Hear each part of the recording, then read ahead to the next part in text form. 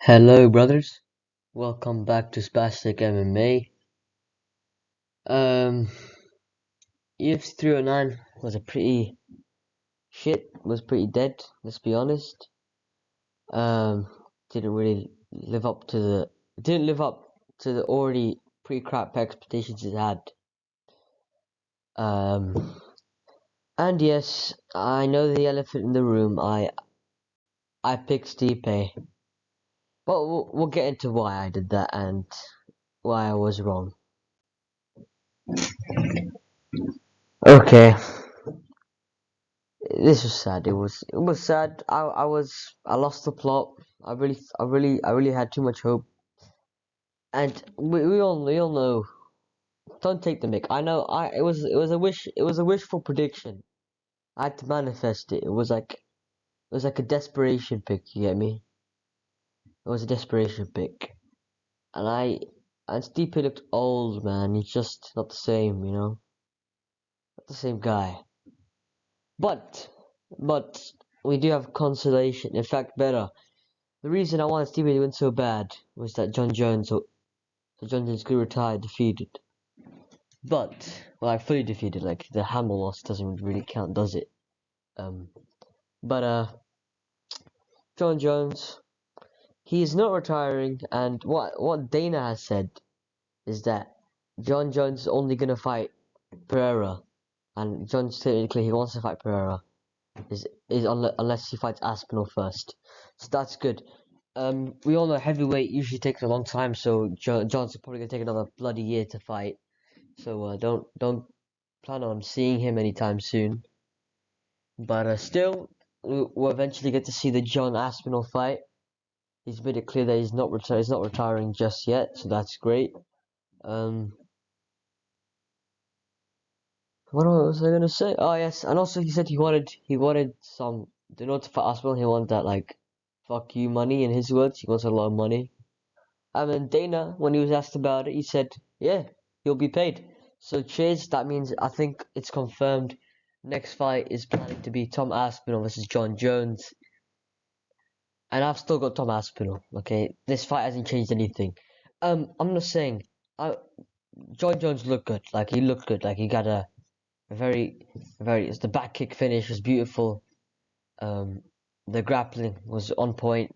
It was a nice, I think it's a Sotogari trip. It was beautiful. And that body front kick, you could tell. When I first saw that body front kick, I was still, oh shit. I knew that it was going to be a problem because it was landing bad. It hurt Stipe at one point in the second. And then the spinning back kick landed beautifully and then crumpled him. Yeah, Stipe was old. He wasn't quick. He didn't throw that 1-2. His volume was not there. Whenever he threw a leg kick, he didn't turn into it. And his boxing speed, his hand speed was clearly not there. And his defensive wrestling, and he got toppled over. Like, clearly it wasn't prime Stipe. I would have loved to see him prime Stipe versus John. John's probably not in his prime now, but he's still really good. Like, technically, he's way better than almost every single heavyweight except Aspinall. And on the ground, he took him down and then just beat his ass for the first round, and it almost got the finish. And that got him a 10-8 in the first round. Second round, one judge gave Stipe. I can see that, but I think the body kick from Jones was probably the most damage. But where I worry for Jones, I don't worry for Jones. I want him to get KO. But what I'm thinking about Jones is that his boxing looked still, when he was getting pressured or blitzed, like he would just run away. He knew to disengage, and CP was too slow, could not catch up, didn't throw enough volume. If he chased after it, then maybe he could have tagged him. But he actually did tag him a couple times. A nice uppercut he hit there. And I feel that's what Aspinall's gonna definitely take advantage. He's a lot quicker. I feel like he's gonna be able to close his distance better. And he's just way more athletic. And John Jones looked a bit slow when he's advanced forward, but he's still got great kicks. His kicks are very fantastic. I felt if he wants to beat Aspinall, that body kick was definitely come in handy. I feel like Aspinall's right hand is gonna clobber him before it happens anyways. And shit, I just realized I had a separate slide to put Aspinall Jones, but I already talked about it now. So I just waffled in the Stipe slide. I don't know why I did that. So you already know. I think Aspinall's gonna win. I think he's be able to defend the takedowns that Stipe was not able to. He's clearly lost a pep in his step since the DC and Ngannou fights. So yep. And John Jones, he didn't look too bad. He still looked not light heavyweight John Jones, like not pre Santos. You get me? Before Santos. Well, it makes sense because he's heavyweight and he's not naturally heavyweight. Well, I guess maybe he is. I don't know, but he's a bit slow. He's still got really quick kicks though. And I feel like the boxing. I feel like Aspinall's just gonna land one. He might get outstruck for like a little bit, and then he just lands one, and then it's it. I don't think Jones wrestling is gonna be able. He's not gonna be able to submit Aspinall.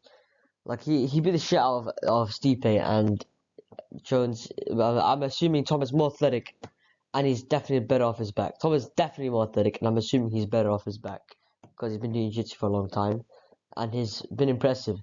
I mean, I would be surprised if Tom actually takes Jones down. I'm not saying that I don't think he's a better grappler, but you know, maybe his explosiveness and size advantage as a heavyweight, he might be able to do it once. I don't think he's able to do much on the ground, but he might steal a takedown or something, which I don't know. I'm just thinking. I'm just speculating. But cheers. I'll take Aspinall by KO if this happened. TKO, whatever. Cheers. Now we got a boy Charlie. Charlie. This is Michael Chandler.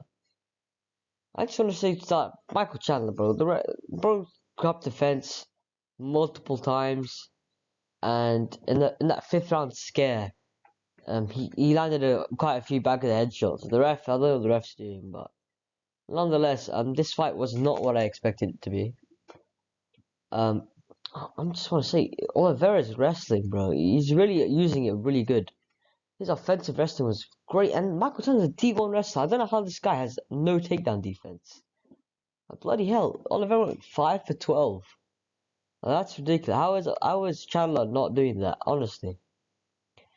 But Chandler just gets dominated almost every round, and then wins the fifth in an absolute skit. And like he just lands a clobbering right hand, hurts him, and then he just swarms him, and then Oliveira survives, turns the position around, and then there's like a really cool moment at the end where Oliveira took Chandler's back, and Chandler just stood up like the last fight, and he slammed him down twice, like a callback to the first fight.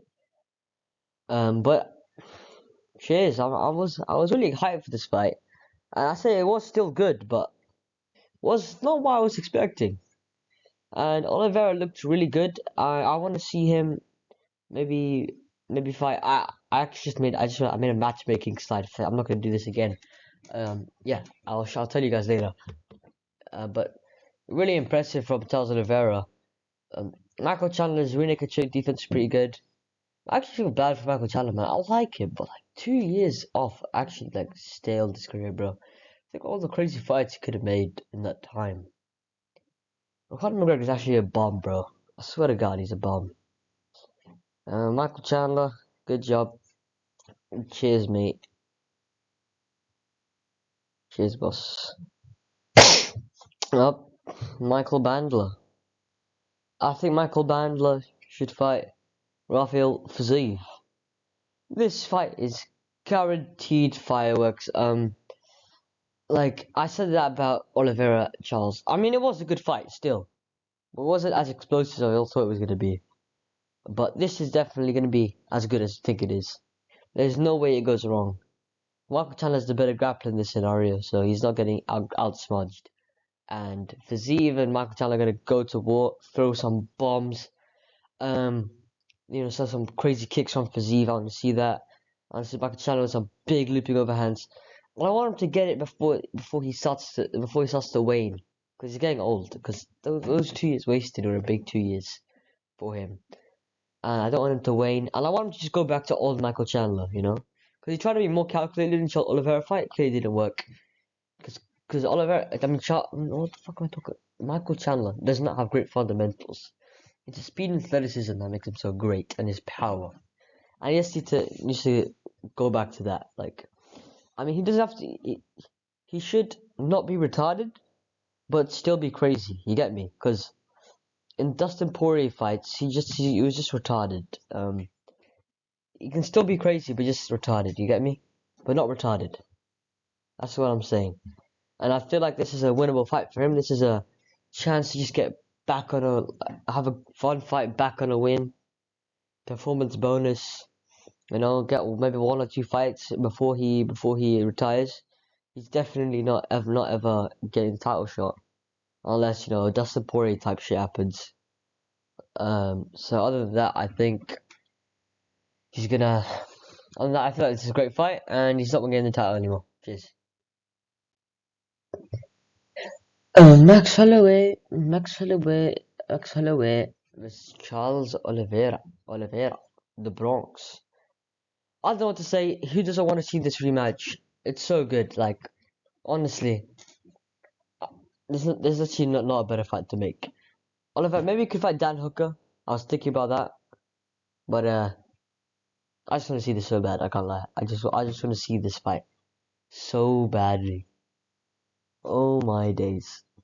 It's just so beautiful to me. And I do think Oliveira wins. I can't lie. I'm picking my boy the Bronx over Max Holloway. I know, Max Holloway. This, that. I'm just picking the Bronx, man. I don't know what to tell you. I'm just picking the Bronx because I love him so much. You get me? And I didn't really think about this fight too much. I'm just thinking Max Holloway, better striker, but Oliveira's got a nice chin. And if he gets dropped, he can just sit on his back, and Holloway ain't gonna do nothing about it. And he's got a better. Was that just because he's got a better chin? Absolutely not. He's got more power than Max Holloway. Even though Holloway has developed a little bit more KO power, he's timing his shots pretty well. And the grappling, that's the biggie.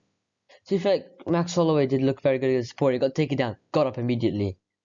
But the way Oliveira showed himself against Michael Chandler, I'm feeling pretty confident he'll be able to take down Max Holloway and control him. Will he be able to get a submission? I'm not too sure, but I feel like he would get the decision win. Oh, we got the sleeper, because this might put him to sleep. Who needs gas when you can put him into? He needs a gas chamber when you got these two. Should kill the Jews with that, mate. I'll be honest with you. Okay, that was a bit of a joke. Was not good. I'm sorry. I apologize. It's a bit distasteful. But Bo Nickal, what the hell is this guy doing? I don't understand. What the hell is this guy? Grapple. What the hell are you doing? This guy shot 0 takedowns. Take the piss. But just grapple, man. I want to see you strike. Like, he's genuinely dog shit. I mean, okay, not dog shit. He's still half decent. He's still got potential. But why is he just not striking? Why is he just striking? Why is he not grappling for? You're literally NCAA wrestler. You want to see wrestle. The American dads, the wrestling dads wanted to see you wrestle, but no, you just throw shitty body straights and looping overhands. And Paul Craig isn't a good striker. This guy's got a body kick and that's it. Like, he's got no boxing. He's got no nothing, man. Shit. Come on. I thought Bo Nickal had power, but this guy landed a couple half big overhands and just did nothing. And he's just a shit striker. He doesn't have much power as he thought he would, as I thought he had. And he didn't use his grappling, so it was a boring ass fight. And Bo Nickal just derailed his own hype train, bro. You could just took him down and tried to do something. Would have been better than just having a boring striking match. I'm sure he would have been able to do better in the grappling if Brendan Allen was able to do it. I'm sure. I mean, Brendan Allen's probably a better MMA grappler, but I'm still sure Bo Nickal could have got the takedowns and shit. I don't know. So now I think Bo Nickal should fight Ikram Aliskerov. Ikram Aliskerov going. The poor guy had to fight, was fed to the dogs in Robert Whittaker, and then he got slumped as expected. I know a lot of people overrate. He's not Chimaev level, boys. He's not explosive. He's got very good defense. He's got very good sambo, but he's not explosive like that. And I want to see it tested. I want to see both of these guys tested against each other. I know Dana doesn't want to risk Nickal getting cooked, and I think he also doesn't want to risk Ikram getting cooked. He wants to build both of them, maybe. Specifically Nickal. So he might, but Nickal's gonna have to go to the fire at some point. I mean, if you want to give a ranked fight, I don't mind, but I just think I want to see this, because I don't even know who wins this. I think Ikram probably. This guy does have bombs in his hands. And grappling wise, Ikram's very good defensively. I've seen him against a young Khamzat Chimaev. I think we've all seen those clips where he's defended it really well. So I feel like the grappling will probably cancel out, and Ikram, I feel, is a better strike. He's just gonna land like a southpaw jab, and like drop Bo Nickal or something. Yeah, that's what I'm saying. I didn't matchmake Paul Craig because he can fight Manan mate. I don't really care. Mauricio Rufi versus James Yontop. Hamis Yontop. Um, yeah, I'm not too impressed by Rufi. I can't lie. If you're a fighting nerd, you should be doing better with these guys. A guy like Hamis Yontop. Okay. Now, I'm not fully on the hate train, hype train derailed. Um, I'm not fully on the completely excuse Mauricio Rufi for that performance. But bear in mind, Hamis Yontop, this was a catchweight fight, 165, and Yontop still missed weight by about 2 pounds. So he was pretty chunky going to that fight, and his chin's definitely better. His chin's definitely better. His power is definitely better. So that definitely plays some factors. If this was at 155, it could have gone very differently. But still, even so, it's not like he missed weight by tons, bro. It's not like I still feel like Mauricio Rufy should have done better. You know, maybe a one-sided beatdown. Maybe like he just keeps clipping him. But it was a bit closer than I thought it should have been. And I think Yontop stole the third round from him, like just gassed out a bit. I know Yontop has not cut weight as much, so he's a physical advantage here, but still not impressive. I mean the round one, Yontop actually was doing really good. I was surprised, and he actually landed like a good right hand on Rufy. But then last 30 seconds, Rufy lands two big shots that win him the round. Stumbles Yontop. And in the second round, um, Rufy has like a shovel hook, a no look shot. It drops him, that wins him the round. And third round, it just wasn't that great. And even with all the caveats, I still think he should have done better. But he can improve. I never thought he was, even when I saw the first fight, I never thought, oh, he's immediately going to be champion. But in this fight, I feel like he's still potential to be a contender, definitely. He can still definitely be a contender. There's no, oh, he's so shit. No, he's still good. He's still a good fighter. I'm just saying. And I think he should fight the GOAT himself, BSD. He called him out. He called out BSD. I'm happy with that. That's what I'm saying. I know many guys might say, oh, he does not deserve a ranked fight. I don't care. This is a fun fight to make. This is a good bounce back fight for BSD. He has a potential to derail a hype train after his hype train got derailed, doubled over, and he has a chance for a bounce back fight. And he needs to protect his spot now, because after going a 2-fight losing streak after being pushed, like this is a chance for him to really regain some of his aura. He'll never fully regain it until maybe he like KOs like Charles Oliveira or something. But he needs to try do something first, okay? And I feel like this is a good fight. And Rufy, he asked for it. And that's even though it wasn't that impressive a performance. Let's give him it. I don't mind. These guys are both professional. They're both caught to 155, and it'll be more of a fair fight this time. And I'm really interested. I'm not actually not too sure he'll win this because Rufy is a lot more skilled, quicker. BSD is an absolute tank of a being. The beating this guy got put on Moicano was disgusting, and he somehow won the second round. And I think the doctor shouldn't have stopped that fight. Even though it's brutal, I feel like he should have kept going. Lecoq should just allowed it, bro, because BST's like that. In terms of mentality, he's the only French man with mentality in the UFC. Like that's something. I'm just saying. When it's very rare to find a French man with mentality, and this guy has it. So that's what I'm saying. Um, Martinez versus Marcos Magui. Martinez, yeah. Martinez has the biggest generational fumble of all time. I got so mad at him. I failed my pick because Martinez is a bum. Generational fumble. Marcus McGee. Okay, let me just tell you this. Marcus McGee in won the first 2 rounds because he had very slick boxing, nice body shots, nice straight shots. He was winning the leg kick battle. He was throwing more leg kicks. But what was Martinez doing those first 2 rounds? Nothing. This guy just walked there, threw little feints, and literally no output. Was not landing like the 2 leg kicks he threw in the first round. Missed him. And barely did any punches. Like he landed about 65 or attempted. I think he attempted 65 in the whole fight. McGee attempted like 179 or something like that. So you get the point. He's throwing no output, and I don't know why. I'm getting mad already. I'm already mad. And then third round, he starts amping it up a little bit. The leg kicks start to land. And you can tell that these are hard leg kicks. Jonathan Martinez is one of the best leg kickers in the UFC. And think about this. We are 3.5 minutes into the third round, and he's down 0-2. And he lands a massive leg kick. And it's hobbling Marcus McGee. He's hurt. He's cooked, like he's on one leg. And immediately after, he clinches with McGee. Holds him on the clinch. He does nothing for a full minute. A full minute, you don't understand, a full minute.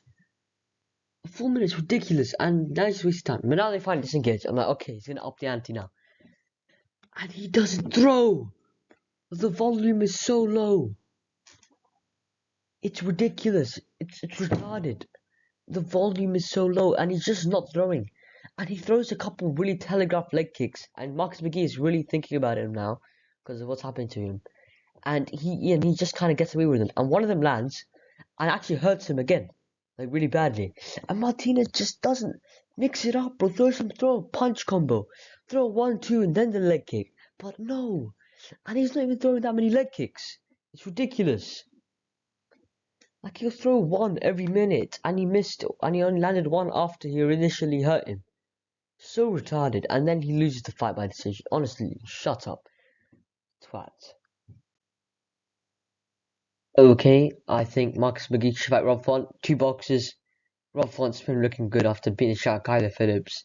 And Marcus McGee looked good in that fight. And Rob Font ain't got no leg kicks to crutch him. These guys are 2 boxers. This is guaranteed fireworks. I'm just saying. That's all I think. And I'm not matchmaking Jonathan Martinez because he can suck his nan. I don't care. Now we have the GOATs themselves. Jim Miller vs. Damon Jackson. I chose Jim Miller. I knew it was going to happen. I didn't think it was going to be a guillotine, but it was. He got a guillotine in the first round and submitted Megamind Jackson. Not much else to say. And I didn't make a video on this in my first video. For some reason, I didn't see it. I'm retarded. Doesn't matter. But fight of the night. This was a great fight. They both rocked each other bad in the first round. Roberto, is his name Roberto? I don't know what the fuck. I don't know his name. He just looks so weird. But he rocked him on arm bad in the first round, and I almost got the finish. He got him for a back kick, missed it, and then fumbled. And then towards the end of the round, Onama dropped him badly again, and then hit him with a couple ground and pound shots. And then that was it. I would personally give the round to Mexicano. I think he's Mexican.